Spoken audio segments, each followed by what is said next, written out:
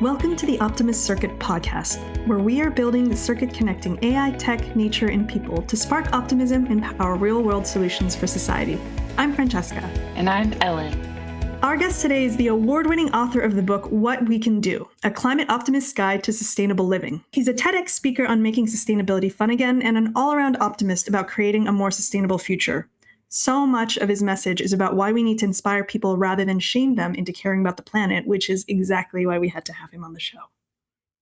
Charlie Sellars is the Director of Sustainability at Microsoft, where he has led sustainability programs across both Windows devices and cloud operation teams, helping bring to life products like Windows PC built with repairable and recycled components. Very cool. But even more cool, the Ocean Plastic Mouse. He was, oh my gosh, so cool. There it is. Here it is. He was named one of the 2024 top 100 most impactful individuals in the digital infrastructure industry and serves on the governing body of the iMasons Climate Accord. Welcome to the podcast, Charlie. Thank you, Ellen. Thank you, Francesca. Excited to be here. What really struck me most about all the messaging that you've put out through your book, through your TED Talks, through all the different podcasts that you've been on is our shared belief that optimism is not just like a feel good, it's an actual strategy to be effective at solving the climate crisis. So can you talk to us a little bit about how you came to that conclusion and maybe examples of where you've seen that be successful? Yeah, absolutely. And, what a dream to be invited into the Optimist Circuit podcast, because that is exactly, I like to think of my own book tour as the Optimist Circuit. So like a lot of synergy here. There are a million examples I can think of where optimism trumps doomism in being effective. Because ultimately, like, what do I care about? I care about the planet being better and being saved. And I care about being effective in doing that.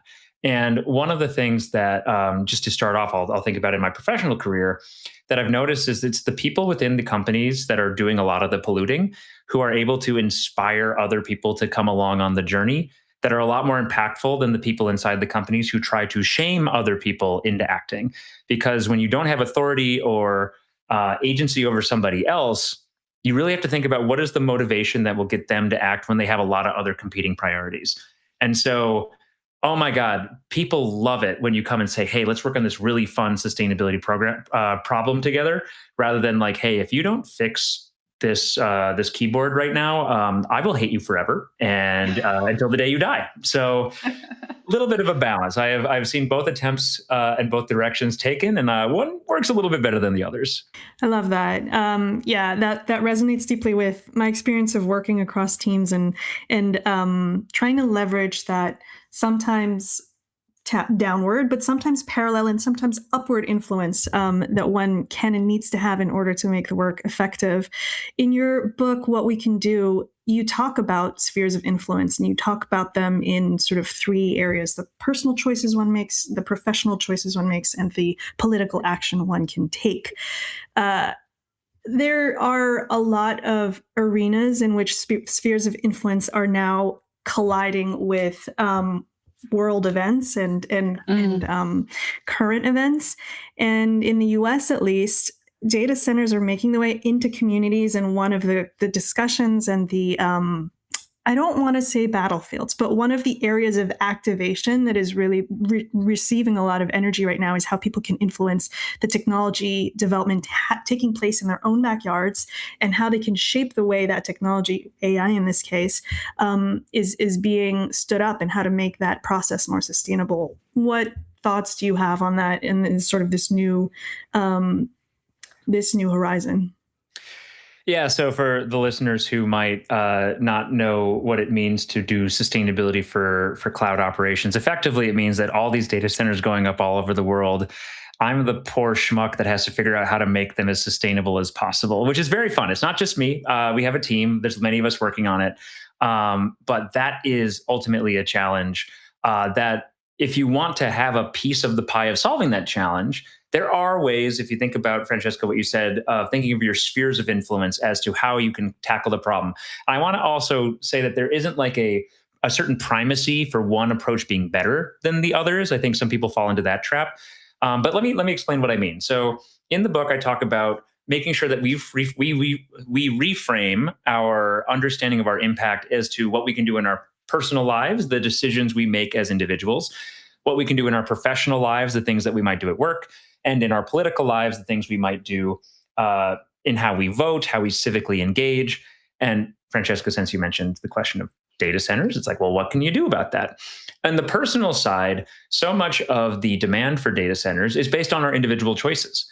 For better or worse, we like taking photos of things. Even though everyone seems to hate AI, they're still using AI quite a bit.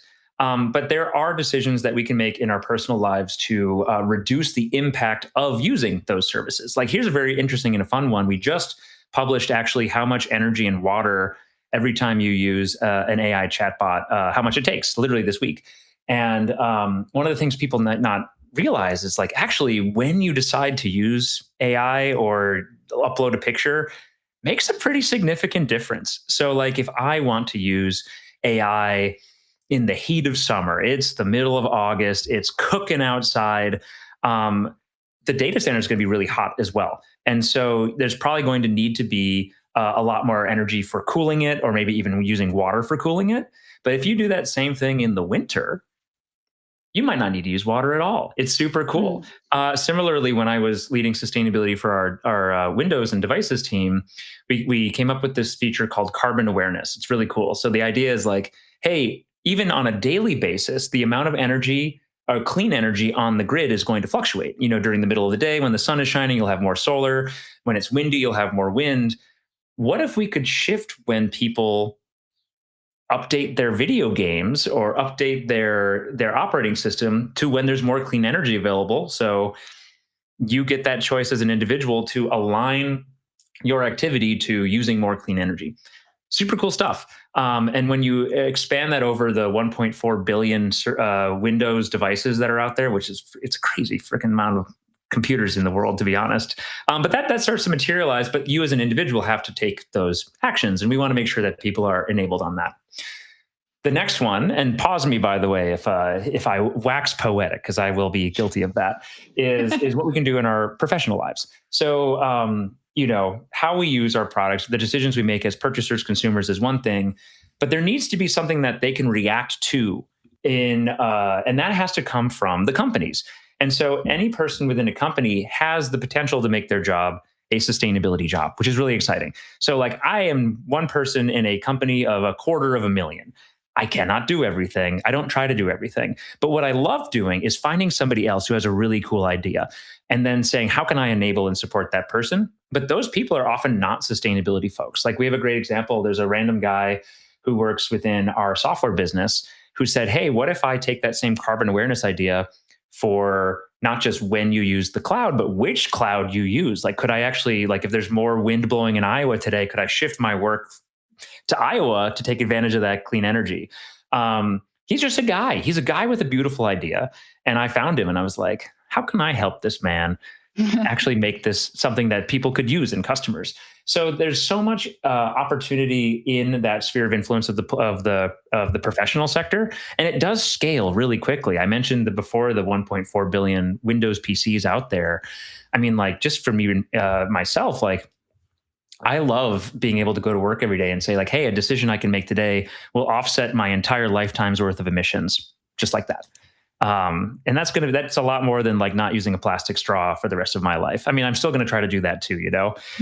but when it comes to the political side, that is right now where the hotbed is on data centers, because ultimately a data center cannot get built if a community in which that where they want to build it, they have to say yes. And so the way in which you get to yes with a data center company, like, you could just say straight up no, in which case that data center company will pack up, leave, and then build in a community that cares less, which is actually kind of, from on a global basis, not that good. But you can also get to the point where you negotiate as a community, showing up to town halls, showing up to these meetings, and saying like, hey, here's the conditions that we see as individuals. Like, hey, council members, don't say yes to a data center unless they commit not take tax breaks, to not do NDAs, to fix our sewage system. You name it. We've heard crazy requests from communities left, right, and center. But like that only comes from people activating the political side of their sphere of influence. And that can be a make or break determinant on whether if a data center is going to come into the community, it's actually done in a responsible way versus in a way that is the Elon Musk way, which they're actively getting sued by the NAACP for all of their smog and all. Don't get me started on him. He is not an optimist in the way that I like to think of it. Yep. I think we can all agree on that. And so essentially what I'm hearing you say is I should take a summer vacation and use AI less in the summertime. That's what I'm taking away from that. If I can be your excuse, Ellen, like, please. Yeah, do your digital spring cleaning in December, counterintuitively. That's interesting. First of all, I love how you've taken that framework and unpacked it in the 3 different ways for that one specific example. It makes it really come alive. And I must say that the professional piece in particular resonates because that has informed so much of how I've shaped my own journey. It also seems to be pretty prevalent, if I may make this observation, it seems to be pretty prevalent in the halls of Microsoft, not least of all with your former colleague, Drew Wilkinson, spearheading the charge of every job is a climate job. And there's a fun game that I like to, fun to me, less to my immediate friends and family, but I love to play, I love to set a challenge and say, like, name me any job. I bet you I can find the sustainability angle to it. And they have yet to to beat me on that game. Yep. So I wanted to ask, given that this seems to be something that your colleagues have in common, is there something in particular about your team and your environment that has this nurturing effect on that mindset of like every job is a climate job or every job is a sustainability job? And how are you, and if there isn't a structured way that that's happening, how are you perhaps personally trying to grow that? So, this is the Optimist Circuits podcast. So, or the Optimist Circuit podcast. And so the way that you kind of do it internally is you take the circuit, but you try to inspire people along the way. Like the first thing when I moved into the cloud business, I took over an existing team. And the first thing that I told them in terms of my priorities, it wasn't save the planet, obvious. It wasn't grow revenue or cost, boring. It was, we're going to have fun and other people are going to have fun with us. And that sounds like trite and maybe not like that strategic, but I'd like to think it kind of is, because what we were finding with some of the early history of the teams working on sustainability within the company is that it was not necessarily a joy forward approach to trying to solve the problems. A lot of sustainability within these big companies is often born out of compliance. And compliance isn't all about like, hey, let's have a fun moment together. It's like, you need to follow the law. Cool. But then when it gets into voluntary activity, that's where those same levers of like, you need to do this, otherwise we get sued, they kind of fall away. And so it's all about, going to the people who have the right ideas and the great instincts, and then nurturing that by encouraging them to think about, the art and the realm of the possible. And a great example of this is when I started at Microsoft on the devices side, when I was leading sustainability there, we had a group of folks who said like, hey, we're really passionate about solving the plastic crisis in the oceans, but like, we don't know what should we be doing about that. And so the way that we directed them was not like, hey, you need to take a mouse and you need to take all the bad stuff out of it, and you can't do this and you can't do this. We weren't the party of no. We were the party of like basically just dumping a bunch of gross ocean plastic on a table and being like, this smells, it's awful, it's disintegrating. What can you do with this? Figure something out. And that was a bunch of people without sustainability backgrounds for the most part saying, let's see what we can do. And back in 2021, this was my first ever sustainability product for the company. This cute little ocean plastic mouse, it's 20% of its ocean plastic. It would be more, but it actually does disintegrate beyond that amount, we found. And the thing is that's so cool about it is, I don't know if you can see it, but there's a lot of little speckles on it. Oh, yeah. And the speckle design was a great insight from our design team. They said like, hey, we can't get a consistent color. The plastic is too bad. And so we said like, well, what can we do to make this a benefit to us. And so the idea was like, let's lean into the beautiful imperfection. Let's make it speckly. Let's actually add more speckles to it. And because every single mouse, like I have another one here, completely different pattern, although you probably didn't memorize the first pattern. but every single one of them has a little bit of its own unique look and feel. And that really resonated with customers. This is one of our most pre-ordered mice of all time. And it's a mouse that used to cost $5 more than a regular mouse. And it's literally just called the Ocean Plastic Mouse. But people loved how it came together. And it was all because a bunch of people were inspired to dream of the art of the possible, not being told to take an existing product and make it worse. Mm. Yeah. And I love, whether intentional or serendipitous, I love the biomimicry there. It's like making me think of a robin's egg or some other beautiful nature artworks out there. And that sort of take on, let's invent something together rather than just saying like, no, you can't do that or you're bad for doing that, is something that I feel I'm seeing more and more sustainability leaders take that lens. Especially right now with all of the headwinds, like you have to be innovative. You can't just say no. And so I'm curious, how do you bring that sort of fun and joy and innovation into like the energy side of things? We're trying to convince a lot of data center developers to choose renewable energy. So how do you bring innovation and fun into that aspect of things?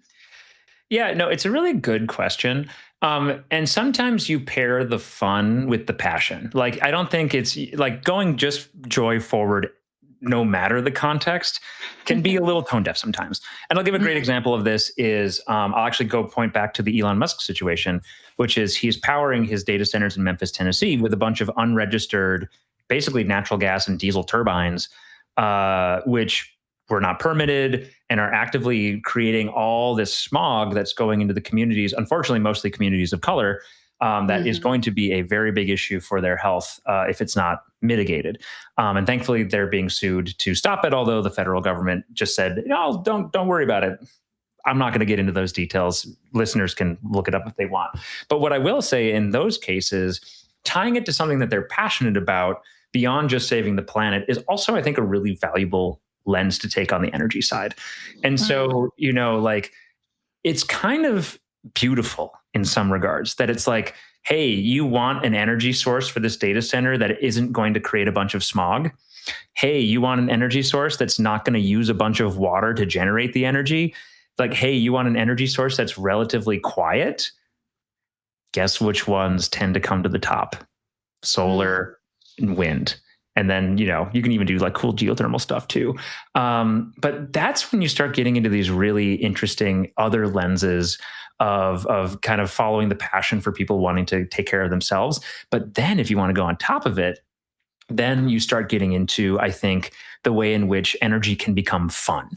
Now, what does it mean for energy to be fun, right? And I'll give a great example of this. There's a lovely farming community in Minnesota called Morris, Minnesota, and they're one of the nation's kind of leading rural sustainability hubs, which is cool.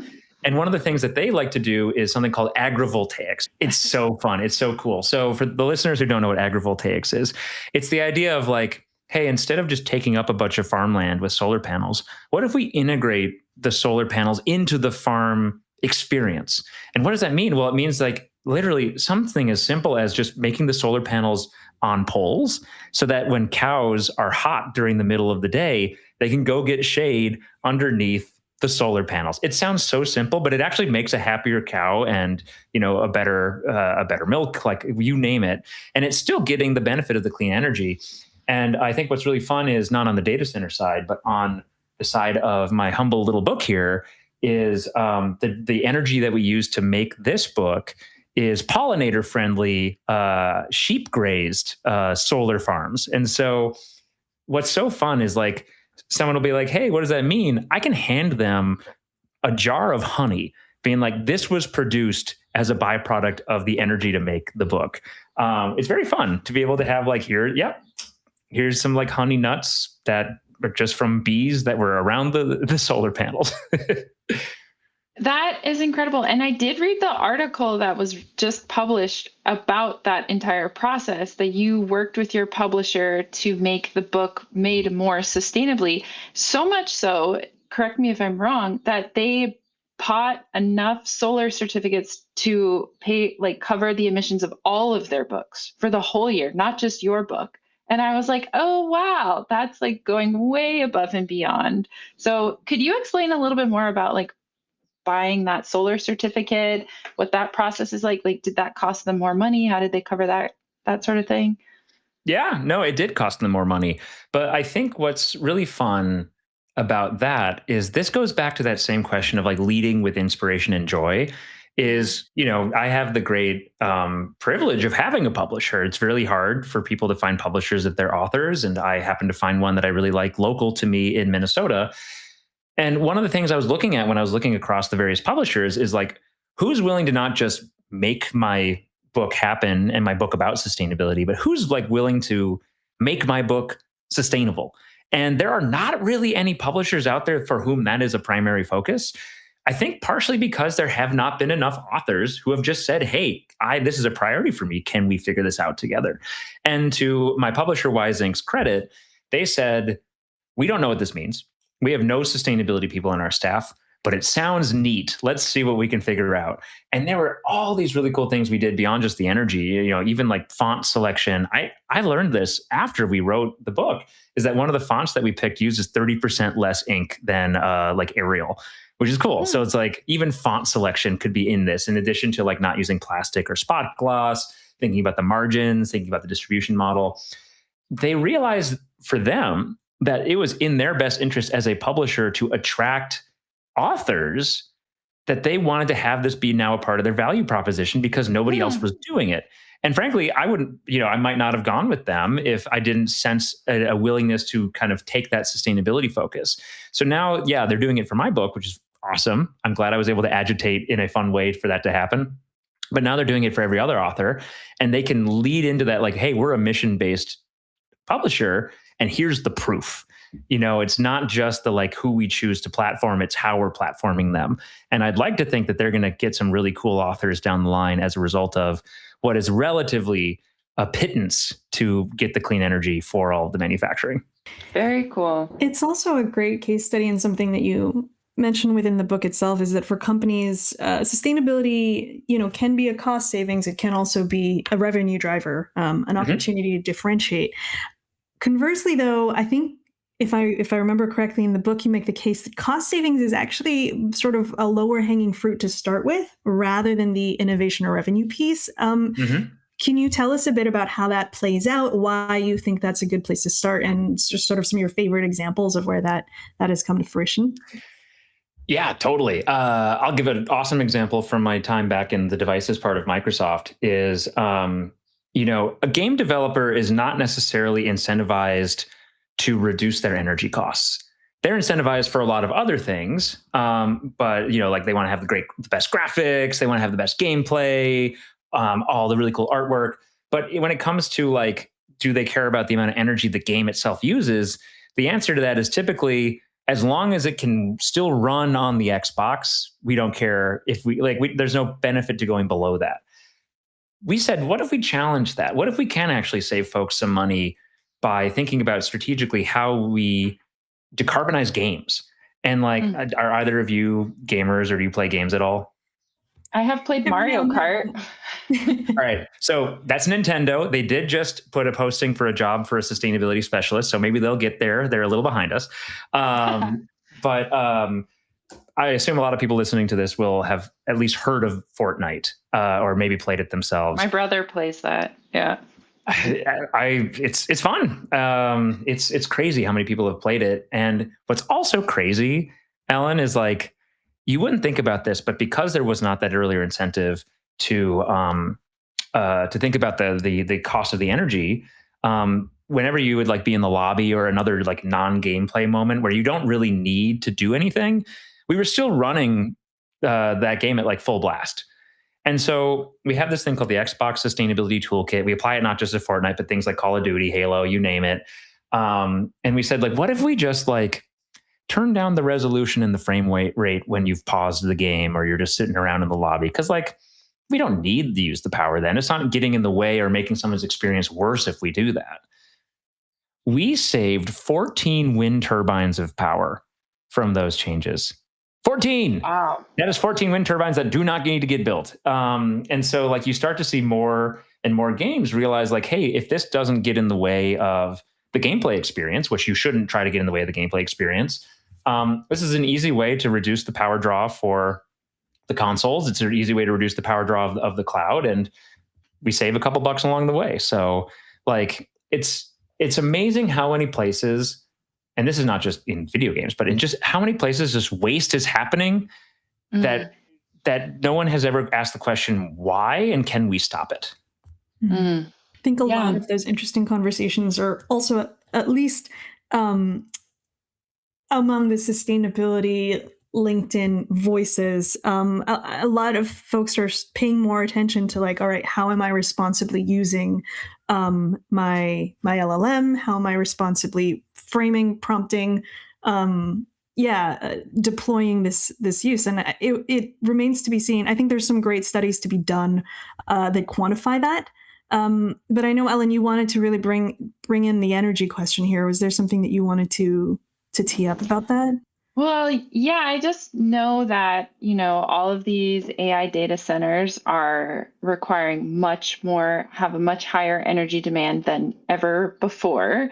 But also to the joy and innovation, I personally think it's also a huge opportunity to accelerate the green transition faster and with more capital than we ever have before, because we are seeing more renewable energy being generated. But at the same time, we're also seeing reports about increases with the use of like behind the grid oil and gas, like you mentioned with the Elon Musk example. So I'm curious, like, what's your take on that? Do you think that the signal of clean energy demand for these data centers will surpass or outgrow this short-term use of oil and gas? Yeah, well, I mean, also, let's just take a moment to celebrate that for the first time in human history, solar energy produced more power than I think coal did, Yes. which is pretty freaking cool. Yes. So there is a lot of forward momentum here. Ironically, the current Strait of Hormuz situation is probably going to accelerate things even further, because from a geopolitical point of view, if you're a country that doesn't produce its own oil, and at any moment someone could do something to kind of cut you off of your supply, you might start thinking about how to supply your own power. Mhm. But to your question of does this added electricity demand help or hurt? It's a mixed answer. But I think like I would start by putting us all in the mindset of like, let's say I'm a solar developer. Ultimately, I have a product and I need to have demand for that product. And so one way to have demand for that product is that as utility grids in a world where there's no new energy generation or like no new energy demand, your business model is kind of just dependent on old sources of energy retiring. So it's like you kind of have to wait until the coal plant is through its life cycle, or the natural gas plant is through its life cycle, and then those are your moments to bring clean energy online. And that's a different kind of tougher financial business to be in, one that can attract a lot of capital and a lot of innovation in the clean energy space. For better or worse, and I'm not going to say if it is better or worse, we are in a place where we are using a lot more energy than anybody predicted. Like people thought that EVs were going to create a lot more of energy demand. That's true. That's still happening, but data centers have, really gone really high. But that also puts enough demand in the system for innovation to happen in the clean energy space that otherwise might not have had the business case to do it.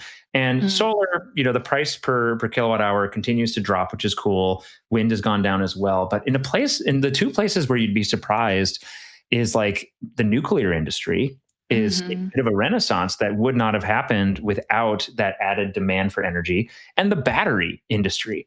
In a similar vein, one of my favorite quotes from someone I know is that like in the future, the question isn't going to be what is the best source of energy for it's going to be what is the best way to charge the battery? What's the cheapest way to charge the battery? And solar tends to be the cheapest way to charge the battery. With solar outpacing coal at the moment, like you said, that's a great hard evidence point.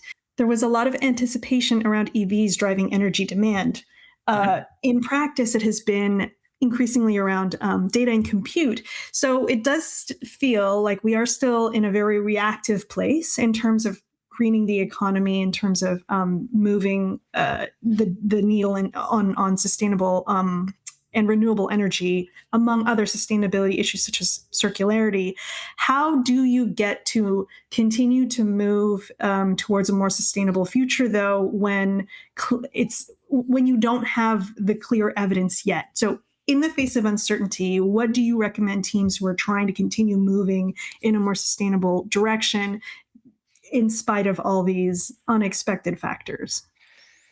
Yeah, I mean, I think waiting and doing nothing is not the right answer, is something I've increasingly found is, there's always going to be a cloud of uncertainty on the future of things. I mean, like, as a great example of like how efficient is AI, we had an initial assumption that it would take all this compute to do it, and then China comes out with DeepSeek. So then there's the assumption that you don't need a bunch of compute to do it, but then now we're back to needing a bunch of compute to do it. So like, it's amazing how much that fluctuates our understanding of like how many data centers do we need because of all this this uncertainty. I mean, this is one of the fastest infrastructure build outs in history.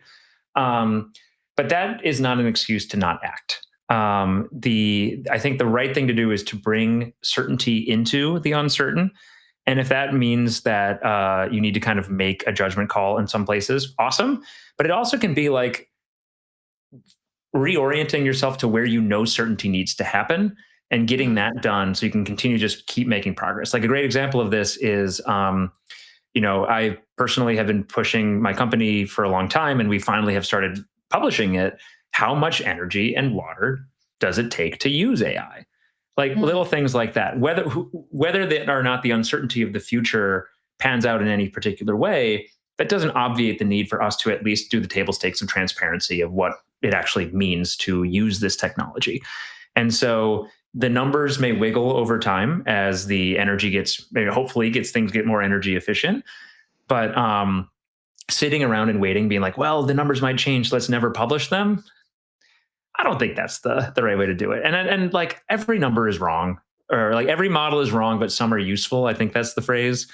Like these are going to evolve over time. And I even think about when I started started up the devices sustainability team. We do these things called life cycle assessments, which say like, hey, literally from the mining of the raw materials all the way to the end of life of the computer and all the usage in the middle and distribution of it, then how much energy does that take to do? How much emissions does that create? When we started, we only had 20% primary data. 80% of it was modeled, or I don't want to say guessed, because I think we did a little bit better than guessed, but like we didn't know. We only had 20% of the data being like, we're confident this is primary data. But we said we're still going to publish what we know, but we're going to be transparent along the way of how that methodology evolves and how our data is going to get better over time, knowing that it might make the numbers change and look worse or better. And now it's flipped. Now it's about 80% of the data is primary, 20% is modeled. It has meant that the reported emissions of some of our devices have gone up because we have gotten better data. But we are transparent about that. And we're also transparent about the things that we are doing that had we not done them, what the emissions would have been. And so like a great example is for some of our newer Surface PCs, it's about a 40% reduction in the emissions of what that computer could have looked like had we not taken these sustainability actions of using recycled materials, decarbonizing our suppliers and getting them to move to renewable energy, shifting how we think about distributing the thing to stores, even those little things like the carbon awareness and energy efficiency features in Windows. That all does add up. And so I think that is kind of part of my answer is you kind of just got to be transparent with what you got and understanding that it is wrong and it will be wrong and it will get corrected at some point. But if you wait for perfection, you're never going to do anything. Yeah, don't let perfect be the enemy of good, as they say. Oh, yeah. Yeah, exactly. I love that. And I actually want to bring some of that thinking into potential leapfrogs in other aspects of the credentials of these products and these services, right? So we sort of touched briefly on circularity previously, and we talked about how fossil fuel infrastructure is increasingly becoming stranded, given the diversification and increased demand for more renewables. Is there a way that or have you seen some of those lessons being learned as we build out new infrastructure for compute, new infrastructure around renewables? How do you think folks should go about thinking about the end of life of that infrastructure, and as mentioned, leapfrogging some of the pitfalls we've already experienced in other?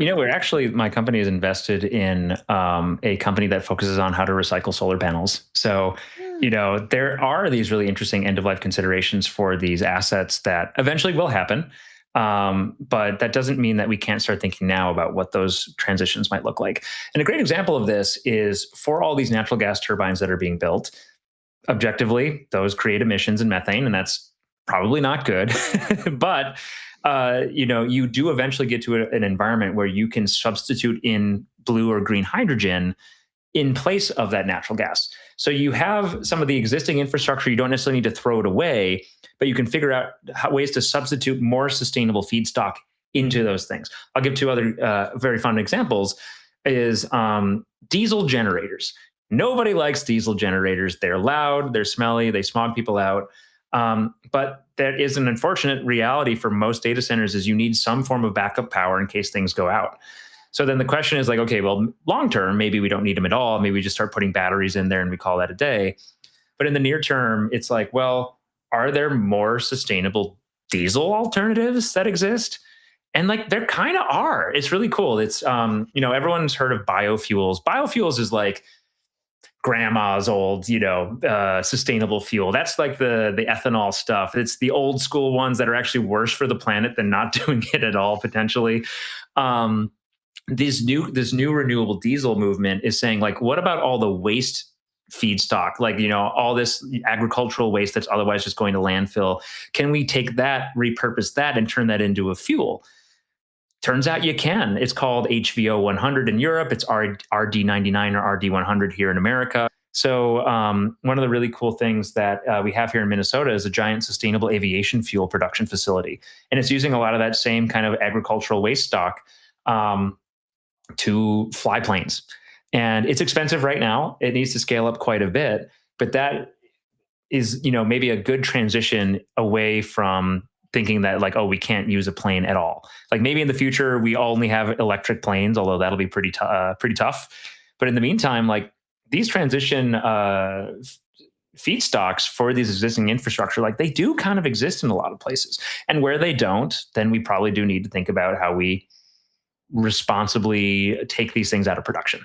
And I feel like all of that work that you guys have been doing, like more sustainable diesel use, and then also the transparency that you were talking about, I have to believe that that's paid off, like literally, like more customers, because you guys have been transparent, because there's so much lack of trust right now in the news with like all of these AI data centers. So when you admit that, like, look, we're not perfect, but we are trying, here's the transparency. Have you seen that? What are the sort of sustainability stories that you guys are seeing land most with customers?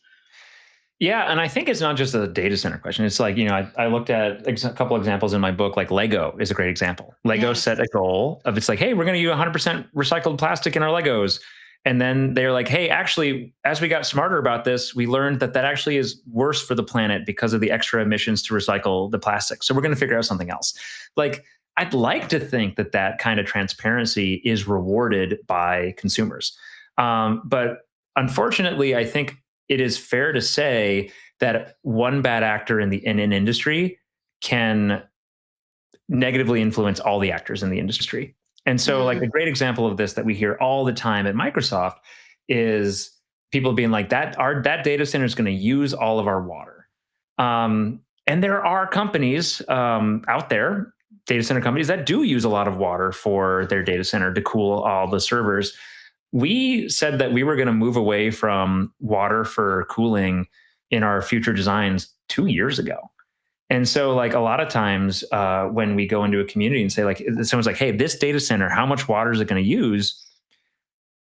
it's assumed that we're going to use a ton, but we are able to say, like, actually, we're not. And the problem is, though, that they don't believe us because of all the other bad actors out there. They're like, well, of course you're going to say that, Microsoft, but like, how can we trust you? So I think this is, even thinking at the systemic programmatic level of like, what does the full industry need to do?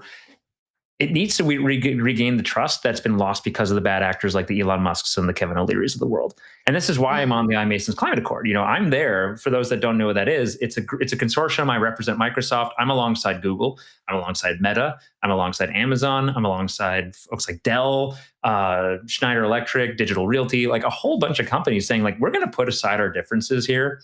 We're going to, like, playfully, make fun of one another on stage, which I love doing with my Google counterpart.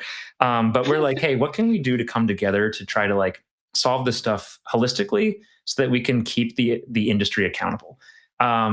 It's a longer journey, but the hope would be that the work that we do pays off and that like the communities understand that we're trying to be better than everyone else. Like another great example is, and I love doing this, by the way, because like I get to talk to communities, and it's like we said publicly we are no longer going to do non-disclosure agreements with governments. Sweet. So it's really fun for me to go to like the head of a pollution control agency or something and be like, hey, so now you know that if any data center company is coming in and says, hey, I need an NDA with you, you can just say no, thank you. I feel like what I have found, at least in my own work, because I also do a lot of community engagement in Pacific Island nations, trying to help them sustainably develop their ocean economy. You just can't work without engaging the community. Totally. And at first, it's so disheartening because they're kind of upset and they're like, we've heard this story before. Why should we believe you? Totally. But then something happens, and it usually takes years, but something turns, and then you find champions who are like, no, I've been working with these people for years, like this actually is good. And it just shows to me that even like through the work that you're doing with the iMasons and your other colleagues, even if we're not seeing those benefits right now, they will benefit in ways that you can't even fathom years from now, just putting in the effort and being honest and trying. So I just want to applaud you for that work, especially working across the industry, I think is very essential. And that definitely makes me optimistic. But one of the questions that we love to ask all of our guests at the end of the podcast is, what makes you optimistic about the future? Yeah, what makes me optimistic about the future is something we should always ask ourselves. Because did you guys see this recent article looking at like falling birth rates around the world? Yes. It's so fascinating for listeners who haven't heard it. Basically, it's like, what is happening that every country in the world, whether it's developed or developing, whether it's Western or Eastern, whether it's who knows what, all have experienced this more or less same population decline around the same time. What is like the common element to it? The common element is basically when they got smartphones. And the smartphone is a portal right in front of your face that's constantly giving you either dopamine or anger. And so much of the algorithms by these social media companies in particular are explicitly modeled after slot machines in like Las Vegas. And they're saying, like, what can we do to keep someone here and scrolling and scrolling and scrolling? And unfortunately, like everyone here has doom scrolled before. That is a strategic thing that these social media companies are betting on to keep you engaged. And so one of the things that I think makes me optimistic on that note is that like people are starting to realize that maybe social media is not very healthy, and that there's a lot of joy and excitement happening in the world, but you're not getting fed that through your algorithm. You are getting fed the anger. You're getting fed the lack of faith in your fellow countrymen, in the direction that the world is going. Now, to be clear, the direction the world is going is not great yet. But I will say that something that optimistic is that, the most concerning forecasts for how much the world might warm have been categorically ruled out. There was concerns, like there's a big range of how much the world might warm, for anything from nothing if everyone gets to net zero up to like 4 or 5 degrees Celsius. Some of these worst case scenarios have been erased from the modeling. And the reason they've been erased is because we've been able to transition to clean energy so much faster than anybody might have expected. And if I look at the market development globally of where things are going, clean energy is accelerating so fast to the point where it probably doesn't need subsidies anymore to continue doing so. EV adoption, and it doesn't feel like it's very fast in America because it's not as fast. But if you look at China, if you look at Norway, almost every single car sold in Norway is an electric vehicle at this point. The long-term transition to these more sustainable technologies is, I don't want to say inevitable because a lot of weird stuff can happen, but there's more and more and more weight behind this being the reality that we end up in. Oh, that was really great and added more optimism into my little optimism piggy bank that I have going on. So if people want to learn more about you, if they want the opportunity to read your book, where can they find that information? Yeah, it's a great question. So you're not going to believe it, but you can go to www.charliesellars.com, and which is just my name, and that's where you'll find the book and some talks and podcasts I've been on. It is Sellars. Although if you misspelled my last name, I bought that domain as well, so you should be able to get there if you put in charliesellars.com of any variety.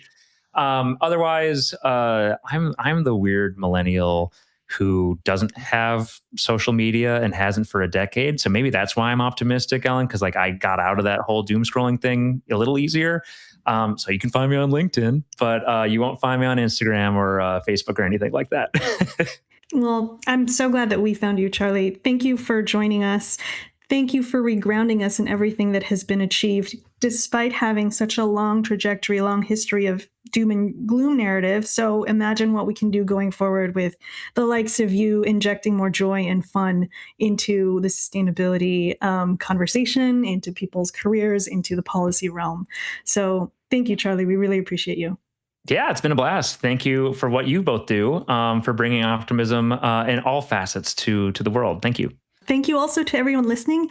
If this conversation sparked something for you, share it, send it to someone who needs a dose of optimism, and let's keep building the circuit together. You can find us on LinkedIn alongside Charlie. On Instagram, we're at The Optimist Circuit, and please do subscribe on Spotify and Apple Podcast. Thank you so much for listening. Don't forget to subscribe to The Optimist Circuit on Spotify or Apple Podcasts so you never miss an episode.